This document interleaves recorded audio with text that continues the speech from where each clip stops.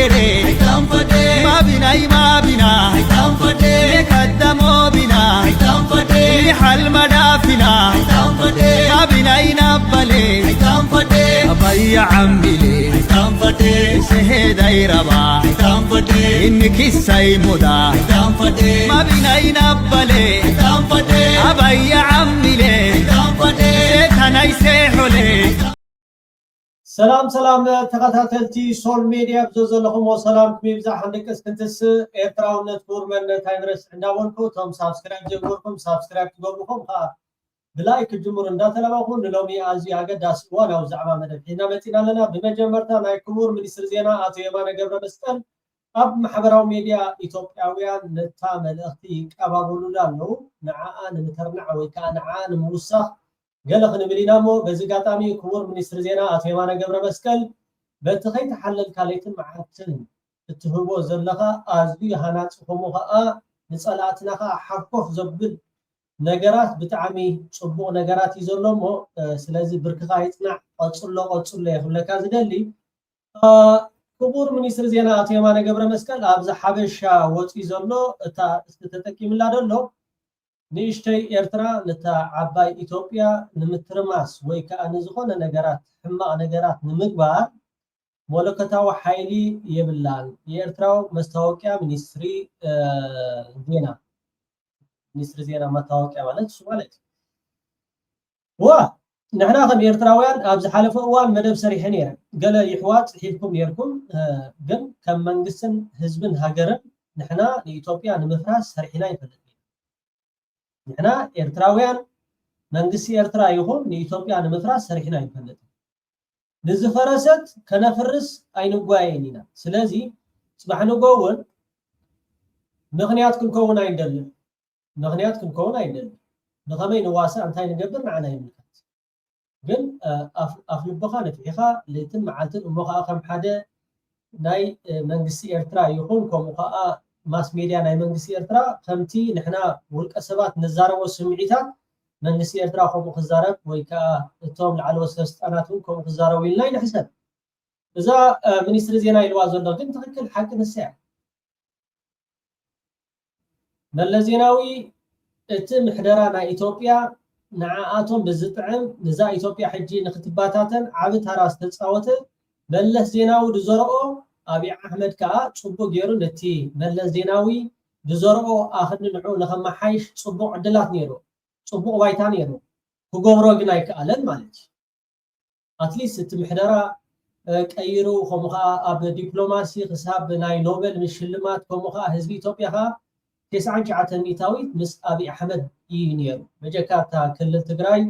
ገለ ውሕዳት ናይ ክልል ትግራይ እውን ተዳናገስቲ ምስ አብይ አሕመድ ነይሮም ኣብዚ ዕድል ነይሩ ወይ ሚት ኻሚት ከምኡ ከዓ ምስ መንግስቲ ኤርትራ ሒስካ ዝግበር ፖለቲካ ወላ ሓደ ወዲእካ ይተወድቕ ዲኻ ቀዳማይ አብይ አሕመድ ዝወደቐ ንመንግስቲ ኤርትራ ምስጠለመ እዩ መንግስቲ ኤርትራ ምስጠለመ ጽቡቅ ገይሩ ኣዋድቑ ኣኽፊኡ ማለት ልዕሊ በዓል ኣሜሪካ ልዕሊ በዓል ኢማራት ልዕሊ በዓል እስራኤል መጀመርታ ንመንግስትን ህዝብን ሃገርን ከምዚ ሕጂ ሱዳን ኣብ ኣባቤት ምብትታን በፂሓ ነይራ ዳርጋ ኣባብ ኣፌት ምብትታን በፂሓ ነይራ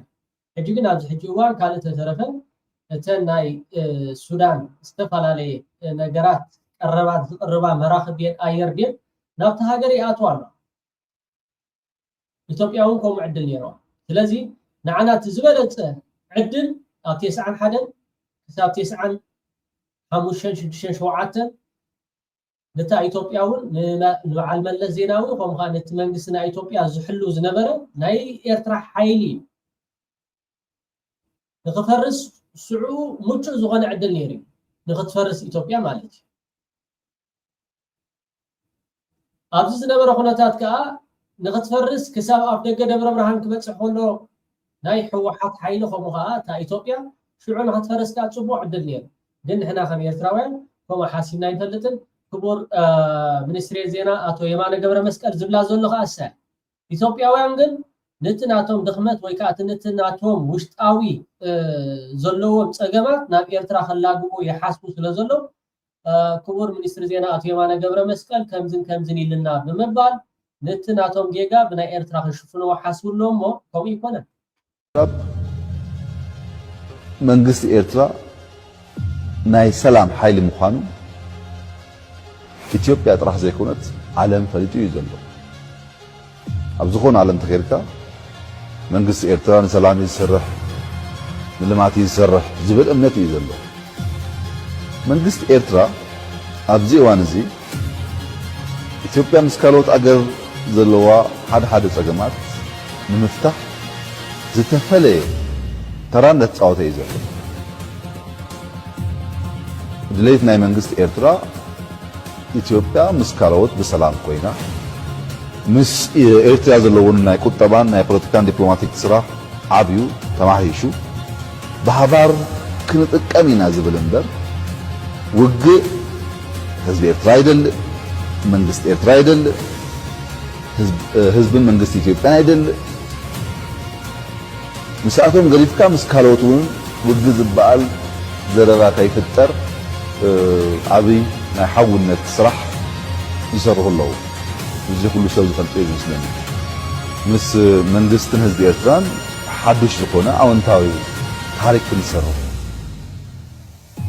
إلناينا نسره لنا قابز يوز عايز الله حساب تخكل ايكونن حق المزراب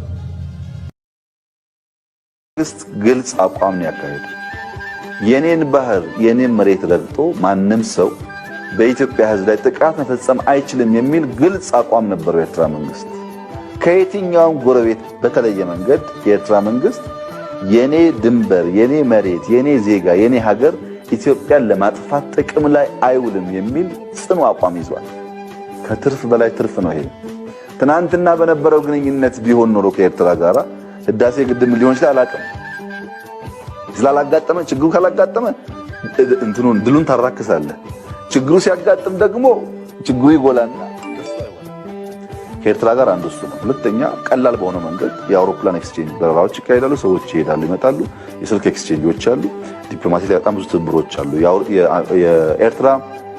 ማዕቀብ እንዲነሳ ኢትዮጵያ ከፍተኛ ጥረት ታደርግ ነበር የኢትዮጵያ ሰላም እንዲረጋገጥ የኤርትራ መንግስት በጣም ሰፊ ጥረት ያደርጋል ከሱዳን ጋር ከግብጽ ጋር ኢኒሼቲቭ ወስዶ ከሰሩ መንግስታት አንዱ የኤርትራ መንግስት ነው ትክክል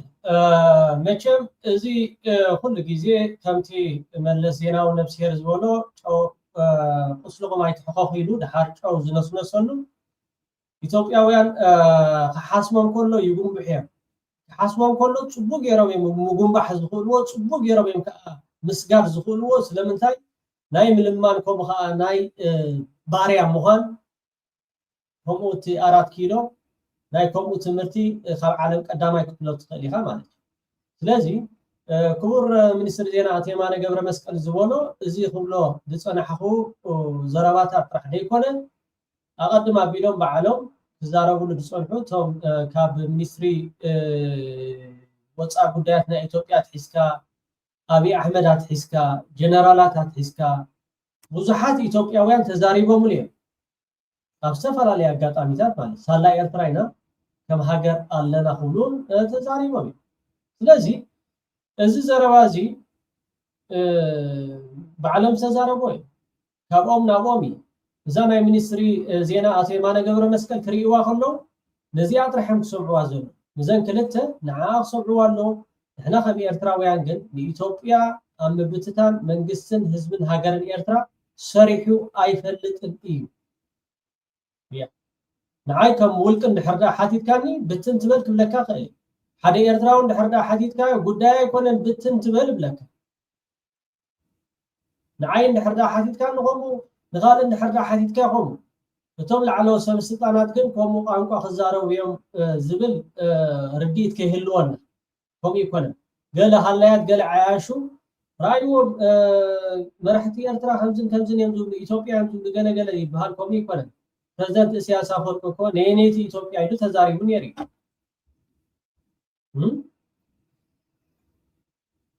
ኦኬ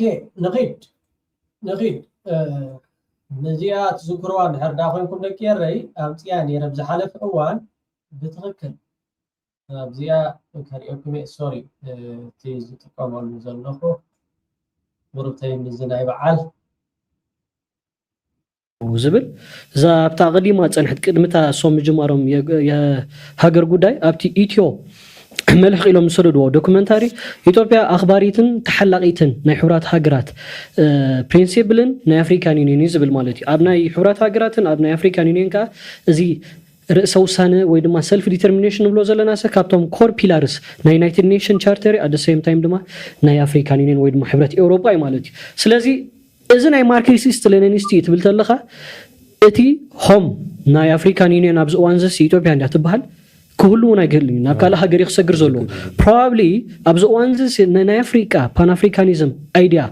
زين صبار قازلوا هاجراسي كابيتو بيان العلسي كانوا تهاجرات هلوا منات نوت برينسيبلوسي أي تروح مونيا زلا مالتي ملي سخابجا كبلا تا ناي أفرق بدوي بلاس زي مسألي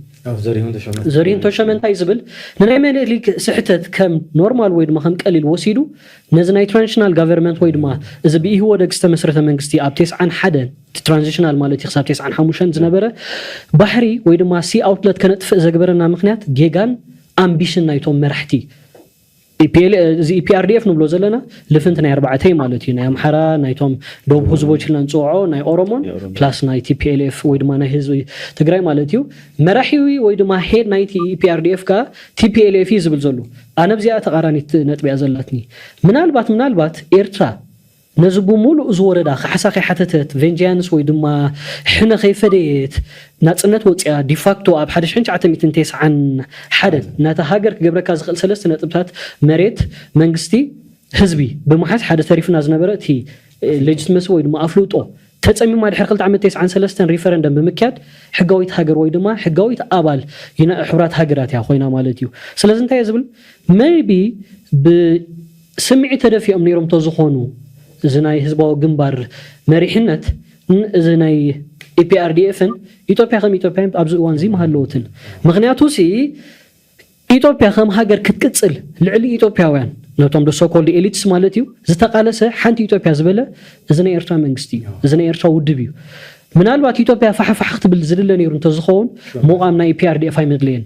ብመንጎኝነት ብሓገስ ብስምዕ ናይ ኤርትራ እዚ PRDF ወይ ድማ ኢህወደግ ንብሎ ዘለና ኣብ 89 ኣብ ሰናዓፈ ከባቢ ናይ ኤርትራን እዚ ዓሲምባን ዝተመስረተ ማለት እዩ ባዕላ ትፈልጥ ኢትዮጵያ ፈሓፋሕ ትብል ተዝኸውን ኤርትራ ጻውጽየላ ካብ ቀደማት ሒዛውን ኣባል ወይ ድማ ኣካል ናይ ኢትዮጵያ ይነበረትን TPLF on abnay 75 ناتو مانيفستو سي سيلف ديترمينيشن يزدلنيرو ناي اوروما قديمو لعلنا يحزبو غنبارن ناي تግራይን ጀመረ موفمنت ነፃ ኦሮሞ ነይሩ فحفحን በለት ስለዚህ ምንቃፍ ዘይኮነሲ ብፍላይ ኣብናይ ኤርትራ ጉዳይ ተመጺና ከመስጉና ጥራይ ዘሎ ተስዓን ሓደን ኢትዮጵያ ከም ሃገር ክትቆም ኣለዋ ኪዱ ኣብ አዲስ አበባ ሆንኮም ነትፈحفح ይሉ ዘሎ ኢንስቲትዩሽን ከም እንደገና ያ እዚያ ታመልእኽቲ ኢትዮጵያውያን ንዓኻትኩም እያ ኣይትገፍሓኩም ኣይትጸበኩም ታመልእኽቲ ናይ አብይ አሕመድ ከምኡ ከዓ ናይ ሚኒስትሪ ዜና ናይ ዝሓውና ንኹሉ ነገራት ኣታሓዝ ኣቢልኩም ንሕና ከም ኤርትራውያን ከም ውልቀይ ንሕርዳ ሓቲትኩምኒ ጉዳይ ኣይኮነን ተደልያ ትበተን ተደልያ ትሃሉ ኣይትሃሉ ብድሕሪ ሕጂ ዘገድሰና ኣይኮነን ፋሕ ተበለቱን ፋሕ ትበል ኦኬ ንሎሚ መቸም بتعمي أزيو دس دبل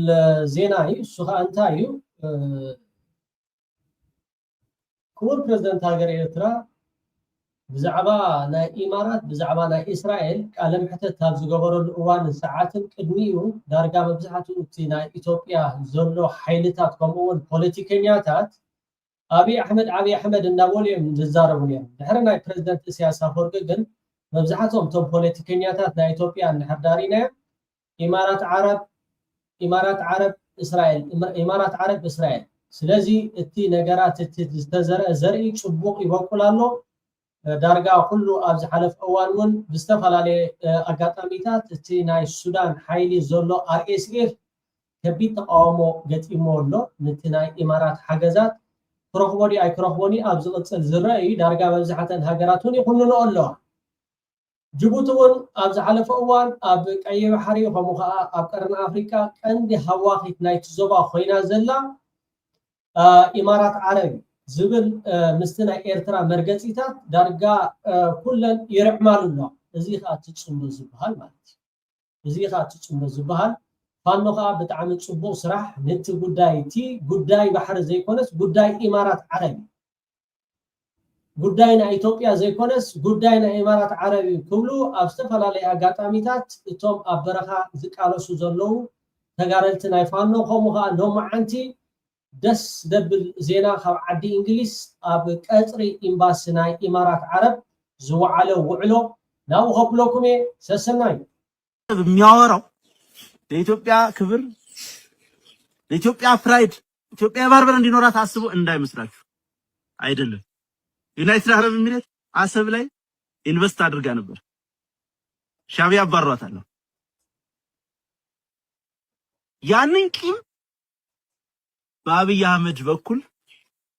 ልታወራርድ ነው።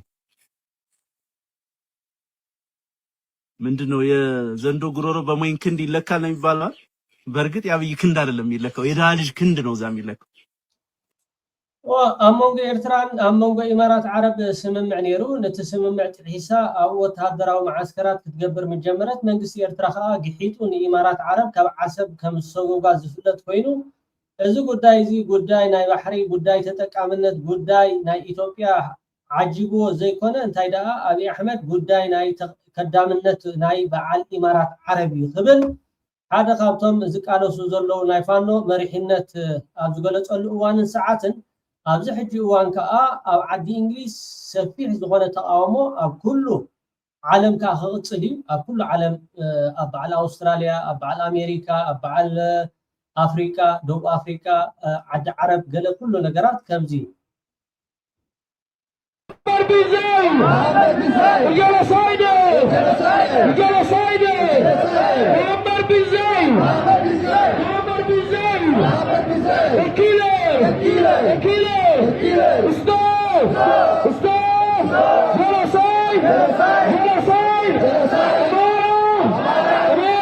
ብጣዕሚ ዝሕጉ ዜና እዩ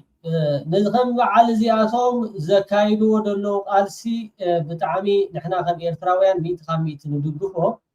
ንኢማራት ዓረብ ኣብ ቀጽሪ ኤምባሲ ናይ ኢማራት ዓረብ ኣብ ቅድሚት ብምውፃእ ጎደናታት ብምዕፃው ኣብ ዓዲ እንግሊዝ ከም ዝትሪእዎ ዘለኹም ባንዴራ ናይ ኢትዮጵያ ብምሓዝ ከምኡውን ናይ ኢማራት ዓረብ መራሒ ኤክስ ብምግባር ጆኖሳይደር ኪለር ኢድካን እግርኻን ኣክብ ካብ ቀርና ኣፍሪካ ከምኡኻ ካብ ኢትዮጵያ እትገብሮ ዘለካ ጨፍጫፍ ንአብይ አሕመድ ገንዘብ እንዳሓገዝካ ኣፅዋራት እንዳሰደድካ ዝብል ረኣይዎ ሰይ ሰይ ሰይ ሰይ ሰይ ሰይ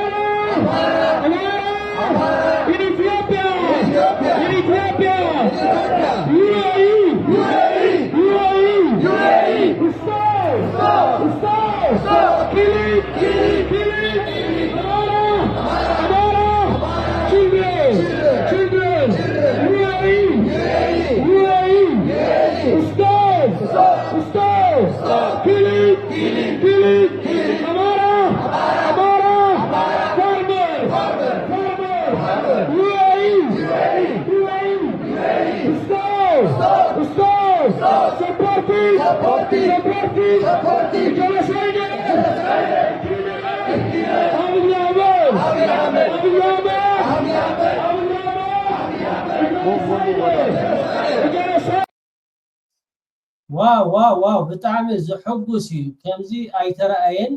ክባራታዕ ዘለዎ ጉዳይ እዩ ኣብ ዝሓለፈ እዋን ከዓ ነቲ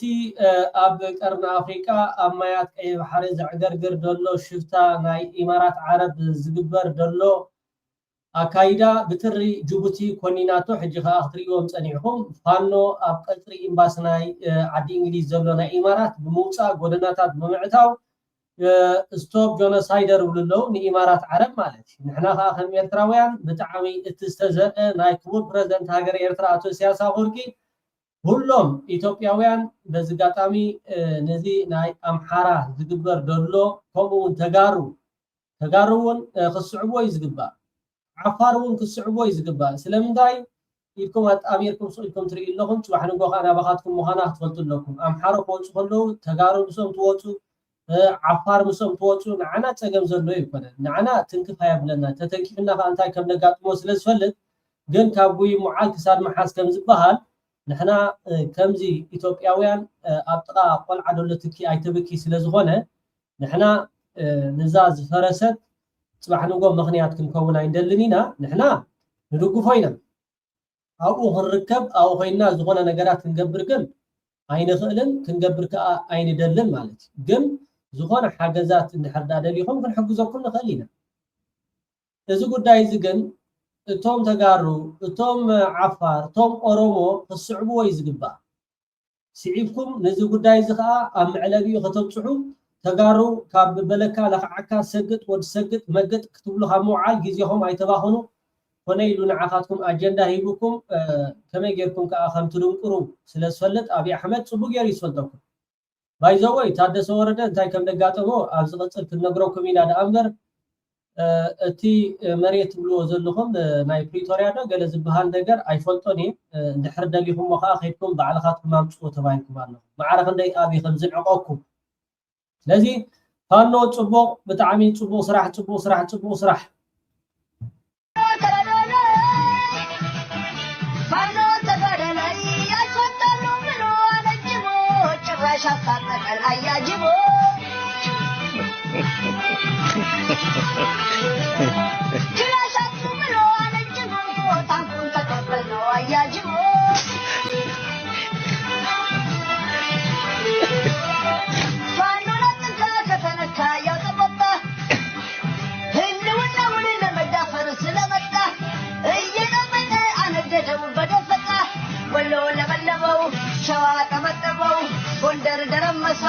وجام قندسو عظيم فلدته فرانو تكته شبيم دلقته صورون فرطته فانو تقادلاي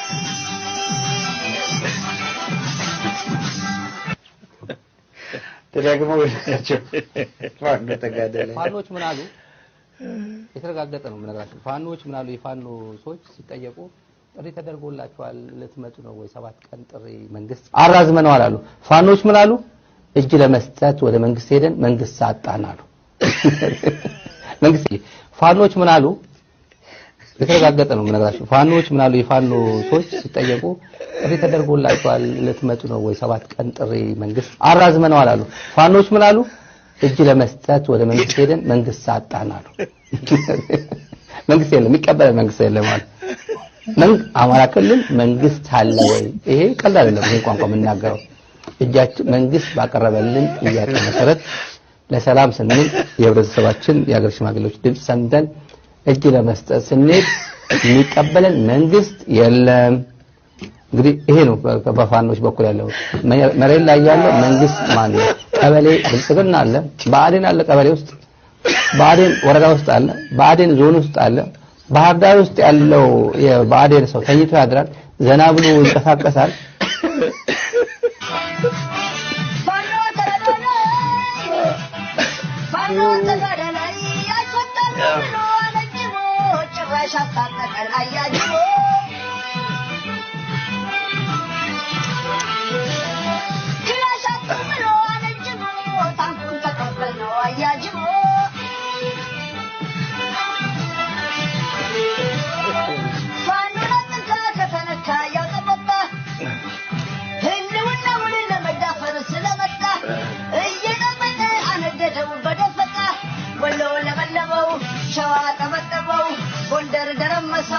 وجام قندسو عظيم فلدته فرانو تكته شبيم دلقته صورون فرطته فانو تقادلاي يا سراويت ያላችሁ ክብር ይድግ ምን አለበት እንደዚህ አይነት ሰራዊት ቢኖረን የሚሉ ናቸው ቀሉ እንደም እንዳልኩ ነው የኢትዮጵያ መከላከያ ሰራዊት በአለም ላይ በጣም ተፈላጊ ነው የለም ሰው እኛ ጋር ወታደር ማሰልጠን ይፈልጋል አሁን እንዳው በስተጂ ተቸግሬያለሁ። እኛም ጋር እንነጋገር፣ እኛም ጋር እንደራደር፣ እኛም ጋር እንፈራረም የሚል ቁጥር የለም። አዎ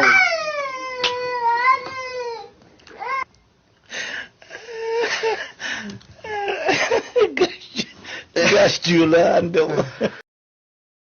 ቆጻጸር ፖርቱጋል ቆጻጸር ሑደይዳ ቆጻጸር ጅቡቲ ቆጻጸር አሰብ ቆጻጸር አደን ቆጻጸር በርበራ ቆጻጸር ክሳብ ዳር ሰላም ኸይድ ከምዚ ዓይነት ሕልሚ ናይ ሓደ ገጅፍ ኤምፓየር ናይ ወደባት ክትምስርት እንድሕር ትሓስብ ኮይንካ እንታይ ትገብር? ተፈላለየ ኣጋጣሚታት ክሊማ ናይ ክሊማ ለውጢ ዝበሃል ኣብዚ ኣብቲ ድግስ ቢልዮናት ትወፅእ። እዘን መንግስታት ኣብዚ ከባቢና ዘለዋ ዝወስድኦ ቢልዮናት ካብ ኢማራት መወዳእታ ይብልን። ኣብኡ ዝቐርቡ ኣጀንዳታት ብዝርዝር ኣቲኻ ክትሪኦም ካብ ተጥቢዕ ጀሚርካ ክሳብ ዝተፈላለየ ናይ መለኮት ፕሮግራማት ኣብዚ ከባቢ ንምክያድ ቀይሕ ባሕሪ ወሽመጥ ዓደን ብፍላይ ኣብዚ እዋን እዚ ንሶማል ንሰቆጥራ ኣቲኻ ክትሕዝ ንዓደን ተቆፃፂርካ ክትሕዝ ነቲ ወሽመጥ ዓደን ዝበሃል ወይ ጋልፍ ኦፍ ኤደን ዝበሃል ትቆፃፀር ምእንቲ ኣብ በርበራ ሰራዊት ከተقوم ኣብ በርበራ ማዓስከር ክትገብር ክሳብ ዳሬ ሰላም ክትከይድ ሞምባሳ ላሙ ክትቆፃፀር ሞቃዲሾ ክትሕዝ ከምዚ ዓይነት ኣተሓሳስባ ከምፆ ዝኽእል ሓደጋ ቀሊል ኣይኮነን። ብተፈላለየ ምክንያታት ወደባት ተማዕብል ሰብ የብሉ እንዲ ትመርየን መንግስታት የለዋን እንዲን ህዝብታት የለውን እንዲዮም ናታቶም ወደባት ከማዕብሉ ዝኽእሉ ናቶም ኢንዱስትሪ ከማዕብሉ ዝኽእሉ ናቶም ትሕተ ቅርፂ ጽሑፍ ከብሉ ዝኽእሉ ኣይክእሉ የለውን እንዲዮም ማእልያ ዘይብሉ ዛንታ እዚ ኢልካ ክትፅብፅቦ ትኽእል። ከምዚ ዓይነት ሕልሚ ሒዝካ እዚ ብሱዳን ዝግበር ዘሎ ምትእትታው ካብኡ ዝወፅ ኣይኮነን። ናይ ሊብያ ናይ ቻድ ናይ ሰንትራል ኣፍሪካን ሪፐብሊክ ናይ ሱዳን ናይ ደቡብ ሱዳን ደሚርካ ነዚ ዕላማ እዚ ኣብ ቀይሕ ባሕሪ ዘሎ ኣጀንዳታት መወዳእታ ይብሉን። ኣብ የመን ትማልት ተገብረ ሕልኽልኽ በዚ ኢልካ ክትፃባፀቦ እውን ትኽእል ነገር ኣይኮነን። ሕጂ ኣብ ከምዚ ዝኣመሰለ ኩነታት እዚ ኩሉ ዝግበር ዘሎ ንኢማራት ዝውክል ኣይኮነን። ኢማራት ወኪል ናይ ካልኦት ኮይና ዝሰርሕ ዘላ ንኢማራት ዝውክል ኣይኮነን ብዝኾነ ይኹን መለገዲ እዚ ኸይድ ዘሎ ከዓ ናይ ብሓቂ ብፍላይ ኣብ ሱዳን ዘተሓሳስብ እዩ። እዘን 10 ግዜ መፃ ዘለዋ ድሮና መንግስቲ ኤርትራ ኣቐዲሙ እዩ ነቲ ጉዳይ ፈሊጥዎ ፅቡቅ ገይሩ ከዓ ነቲ ፖለቲካ ዝኸይድ ዘሎ ምስተንተኖ ዳርጋ እቲ መብዛሕትኡ ኣብ ኢትዮጵያ ዘሎ ፖለቲከኛ ከምኡ ከዓ ሓይልታት መን እዩ ለኣኺ ናይ ኣብይ ኣሕመድ ለኣኺ ጥራሕ ዘይኮነስ ናይቲ ከልቢ ዋና ናይቲ ከልቢ ዘለዎ ዋና ከይተረፈ ማለት እዩ ክሳብ እስራኤል ነዚ ጉዳይ እዚ ብድሕሪት ኮይና ከም ተሽከርክሮ ከም ዘትሪእዎ ፀንሐዎም ከዓ ፍረ ተረኺቦ ፋኖ ጅቡቲ ሱዳን ሕጂ ከዓ ተሓወስዎ እቶም ካልኦት ሓይልታት እውን እዚ ጉዳይ እዚ ስእልኩም ኣጣሚርኩም ኢልኩም ኣይትረኣዩ። ብጣዕሚ ፅቡቅ ስራሕ ፋኖ ያላ ፎርሳ ነዳዲ ሃዋ ጥራሕ ኢና ክንምልደሊ መፅአን ኣብ ኣዲስ ኣበባ ተራጊፈን ኣብ ደብረ ዘይት ተራጊፈን ኣብ ባህር ዳር ተራጊፈን ከምዚ ገይረን ዝብል ዘሎ ካበይ ድመፅአን እዚኣተን መን ይደምፀን ዘሎ መዓልቲ ድራገፍ ዘሎ ፅዋር ኣብዚ መፂኡ ቦምባ በዚ መፂኡ ናይ ነፈርቲ ከምዚ መፂኡ ትበሃል ካበይ መፂኡ ሰብኣይ ይርእን ኣሎ ዓይኑ ተዓሚቱ ይኮነን ዝኸይድ ዘሎ ንምንታይ ከ ናይ የመን ዘርዚርካ ክትዛረበሉ ርእሱ ዝኸኣለ ርእስቲ እዩ። ናይ ሊብያ ንበይኑ ዝኸኣለ ርእስቲ እዩ ዛረበሉ ትኽእል። ናይ ቻድ ካልእ ገጅፍ ኣርእስቲ እዩ። እዚ ኩሉ ዝኸይድ ዘሎ ብድሕሪት ዝኡ ድርኹ ሓይልታት ኣለዎ ካብ ነዊሕ ግዜ ክዋስኡ ዝፀንሑ ቀዲመ ጠቐስክዎ ናይ ተጥቢዕ ናይ ምስካን ናይ ዘይምስካን ዝበሃል ኣጀንዳታት ኣብዚ መወዳእታ እዋን ብፍላይ ኣብ ኣሜሪካ ምስ ናይ ትራምፕ ምምፃእ ክጎየሉ ፀንሐ ጉዳይ እዚ እዩ። ነዚ ቦታ ነዚ ከባቢ እዚ ብምሉኡ ናይ እስራኤል ምቁፅፃር ከም ዝህልዎ ከተረጋግፅ ምእንቲ ባይታ መድሚድካ ትፀንሕ ትክእል ኣለካ። ኣብዚ ትማልን ዛረበሉ ነበርና ስለዚህ ክቐፅል ክኽእል ኣለዎ ብጣዕሚ ደስ ዘብል ዓወታት እዩ ዝኸይደሎ ኣብ ኣውስትራልያ ኣብ ስዑድ ዓረብ ከምኡ ከዓ ኣብ ካናዳ ኣብ ዝተፈላለየ ቦታታት እውን እዚ ተቃውሞ ኣንጻር ኢማራት ዓረብ ዝግበር ፋኖ ከካይድዎ ወይ ከዓ ክቕፅልዎ ምዃኖም ሓቢሮም ኣለዎ ኣብ ዓዲ እንግሊዝ ከም ዝረኣኹሞ እቶም ካልኦት ከዓ እቶም ኢትዮጵያውያን ሕበርዎም ምስኣቶም ኮይንኩም ተሰሊፍኩም ናባኻ ምስ ወረደካ ጥራሕ ዘይኮነስ ኣብ ዝሓለፈ እዋን ኣብ ትግራይ ደብዳብ ናይ ድሮን ተኻይዱ ነይሩ ለይትን መዓልትን ከዓ ክፍክር ይረአ ኣሎ ስለዚ ቅድሚ ናብኹም ምምፃእ ኣብ ዓፋር ምምፃእ ምስ ፋኖ ኮይንኩም ኩላትኩም ኣብ ፅርግያ ወፂኹም ኣንጻር ኢማራት ኣብይ ኣሕመድ ትርጉም የብሉን ኣብ ደገ ኣብይ ኣሕመድ ከይድካ ዳውን ምባል ትርጉም የብሉን ከምዛ ዘለኹማ ግን ኣብ ደገ ናይ ኢማራት ከይድካ ናይቲ ዋና ከልቢ ማለት ናይቲ ዋና ከልቢ ከይድካ ከልብኻ እሰር ወይ ከዓ ኢድካን እግራኻን ኣክብ ምባል ብጣዕሚ ደስ ደብል መልእኽቲ እሞ ክቡራት ተኸታተልቲ ደጊመ ደጋጊመ ኣብ ዘለኹሞ ሰላምኩም ይብዛሕ እንዳበልኩ ኣብ መጨረሻ ኩላትኩም ተኸታተልቲ ሶል ሚድያ ሓደ ይከኣሎ ዝበሃል ሓውና ካብ ኤርትራ ሓዳስ ቻነል ከፊቱ ሓዳሽ ቻነል ከፊቱ እዚ ይከኣሎ ዝብለኩም ዘለኹም ትፈልጦ ኢኹም ብጣዕሚ ኣብ ውሽጢ ሃገር